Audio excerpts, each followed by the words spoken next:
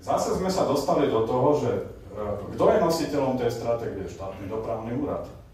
Čo ten Moravčík o týchto veciach vie, sa pýtam. Kľudne pôjdeme na to ministerstvo, nech ho tam minister posadí a vyzvrtám ho jak pri dátach, ktoré majú byť public a ktoré nemáme o vyťažiteľnosti staníc technickej kontroly a opýtam sa, čo vie o tom, koľko vstupuje do systému cez stredoškolské vzdelávanie žiakov, aby sme ich tu vedeli využiť.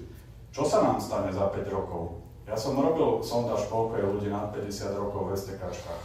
Teraz chcem robiť ešte jednu sondáž, ale už ma niekto z predstavenstva zavrátil, lebo som chcel vedieť, že koľko technikov má vek od 19 do 23 rokov. Máte takých? Žiadne. No vidíte.